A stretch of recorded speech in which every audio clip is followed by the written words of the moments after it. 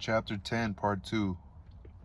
When Winston woke, it was the sensation of having slept for a long time, but a glance at the old-fashioned clock told him that it was only 20:30.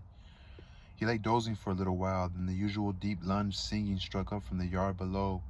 It was only an hopeless fancy. It passed like an April dye. But a look and a word and the dreams they stirred, they have stolen my heart away.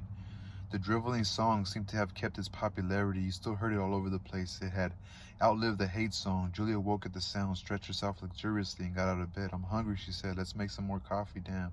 The stove's gone out and the water's cold." She picked the stove up and shook it. "There's no oil in it. We can get some from old Charrington, I expect. The funny thing is I made sure it was full. I'm going to put my clothes on," she added. "It seems to have got colder." Winston also got up and dressed himself. The indefatigable voice sang on. "They sigh that time heals all things. They say you can always forget. But the smiles and the tears across the years, they twist my earstrings yet." As he fastened the belt of his overalls, he strolled across to the window. The sun must have gone down behind the houses. It was not shining into the yard any longer. The flagstones were wet as though they had just been washed, and he had the feeling that the sky had been washed too, so fresh and pale was the blue between the chimney pots. Tirelessly the woman marched to and fro, corking and uncorking herself, singing and falling silent, and pegging out more diapers and yet more. He wondered whether she took in washing for a living, or was merely the slave of 20 or 30 grandchildren. Julia had come across to his side. Together they gazed down with a sort of fascination at the sturdy figure below. As he looked at the woman in her characteristic attitude, her thick arms reaching up for the line, her powerful mare-like buttocks protruded, it struck him for the first time that she was beautiful. It had never before occurred to him that the body of a woman of 50, blown up to monstrous dimensions by childbearing, then hardened, roughened by work till it was coarse and grain like an overripe turnip, could be beautiful. But it was so, and after all, he thought, why not? The solid contourless body, like a block of granite, and the rasping red skin bore the same relation to the body of a girl as the rose hip to the rose. Why should the fruit be held inferior to the flower? "She's beautiful," he murmured. "She's a meter across the hips easily," said Julia. "That is her style of beauty," said Winston. He held Julia's supple waist easily encircled by his arm. From the hip to the knee, her flank was against his. Out of their bodies no child would ever come. That was the one thing they could never do. Only by word of mouth, from mind to mind, could they pass on the secret. The woman down there had no mind. She had only strong arms, a warm heart, and a fertile belly. He wondered how many children she had given birth to. It might easily be 15. She had had her momentary flowering, a year perhaps, a wild rose beauty, and then she had suddenly swollen like a fertilized fruit, and grown hard and red and coarse, and then her life had been laundering, scrubbing, darning, cooking, sweeping, polishing, mending, scrubbing, laundering, first for children, then for grandchildren, over 30 unbroken years. At the end of it, she was still singing. The mystical reverence that he felt for her was somehow mixed up with the aspect of the pale, cloudless sky stretching away behind the chimney pots into interminable distances. It was curious to think that the sky was the same for everybody. In Eurasia or East Asia as well as here, and the pot under the sky were also very much the same. Everywhere, all over the world, hundreds of thousands of millions of people just like this, people ignorant of one another's existence, held apart by walls of hatred and lies, and yet almost exactly the same. People who had never learned to think, but were storing up in their hearts and bellies and muscles the power that would one day overturn the world.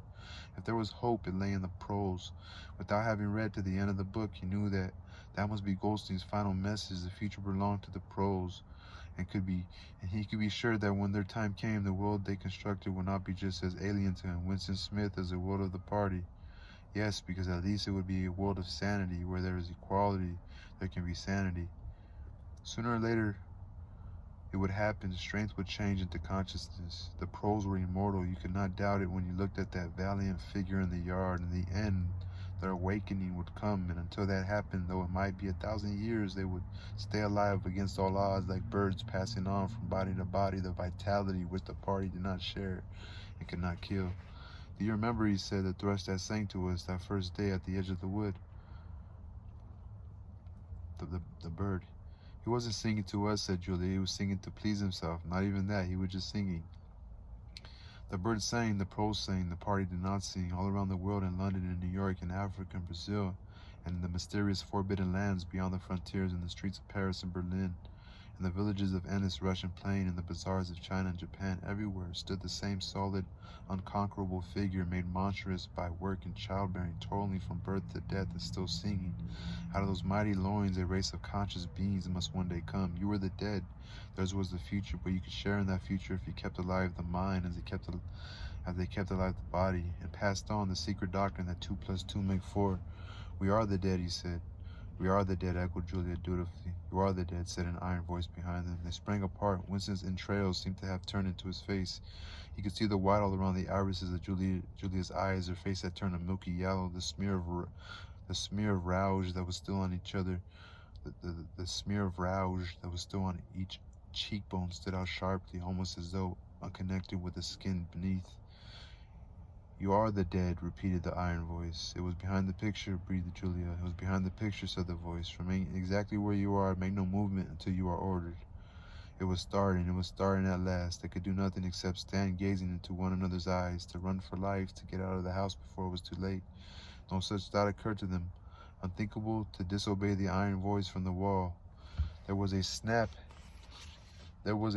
as though a catch had been turned back, and a crash of breaking glass. The picture had fallen to the floor, uncovering the telescreen behind it. Now they can see us, said Julia. Now we can see you, said the voice. Stand out in the middle of the room. Stand back to back. Clasp your hands behind your heads. Do not touch one another. They were not touching, but it seemed to him that he could feel Julia's body shaking, or perhaps it was merely the shaking of his own.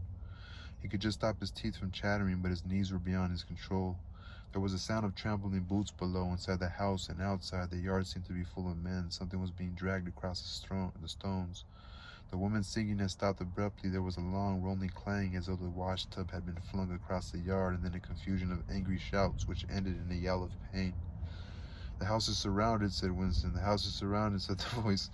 Here Julia snapped her teeth together. I suppose we may as well say goodbye, she said. You may as well say goodbye, said the voice, and then another quite different voice, a thin, cultivated voice which Winston had the impression of having heard before it struck in. And by the way, while we are on the subject, here comes a candle to light you to bed. Here comes a chopper to chop off your head. Something crashed onto the bed behind Winston's back. The head of a ladder had been thrust through the window and had burst into the frame. Someone was climbing through the window. There was a stampede of boots up the stairs. The room was full of solid men in black uniforms with iron-shod boots on their feet and truncheons in their hands. Winston was not trembling any longer. Even his eyes, he barely moved. One thing alone mattered, to keep still and not give them any excuse to hit you. A man with a smooth prize-fighter's jowl in which the mouth was only a slit paused opposite him, balancing his truncheon meditatively between thumb and finger. Winston met his eyes. The feeling of nakedness with one's hands behind one's head and one's face and body all exposed was almost unbearable. The man protruded the tip of a white tongue, licked the place where his lips should have been, and then passed on. There was another crash. Someone had picked up the glass paperweight from the table and smashed it to pieces on the hearthstone. Hearthstone, one word. The fragment of coral, a tiny crinkle of pink like a sugar rosebud from a cake rolled across the mat. How small, thought Winston, how small it always was. There was a gasp and a thump behind him, and he received a violent kick on the ankle which nearly flung him off balance. One of the men had smashed his fist into Julia's solar plexus, doubling her up like a pocket ruler.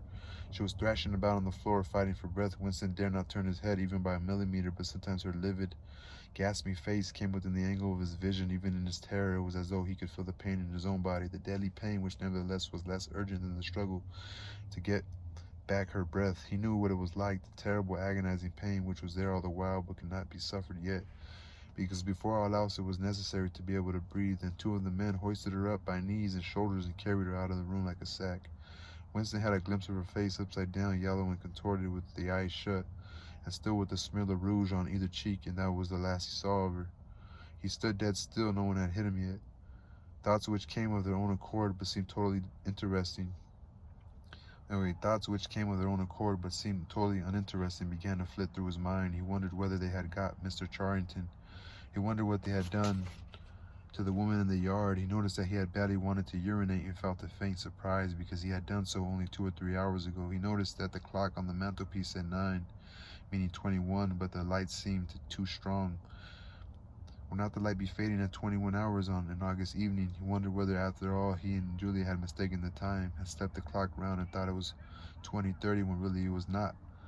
8:30 on the following morning, but he did not pursue the thought further. It was not interesting.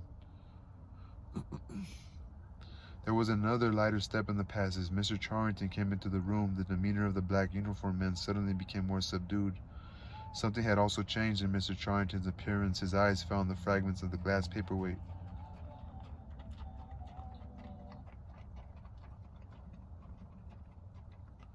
"Pick up those pieces," he said sharply. A man stooped to obey.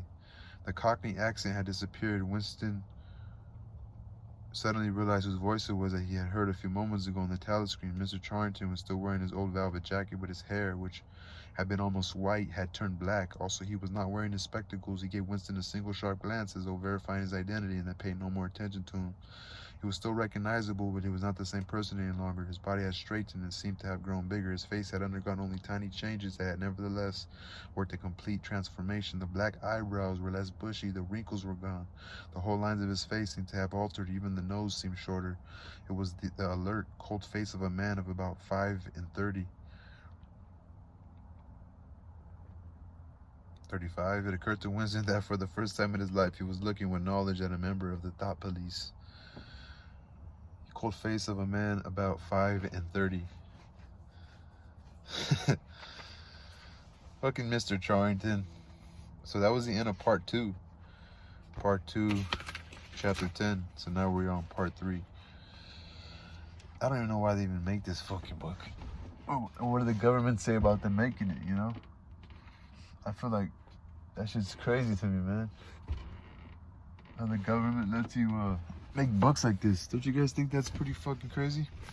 I think so. I think it's pretty odd, man. I've read this book probably like 3 times, I think. I surprised myself on the reading I've done before. But anyway, peace.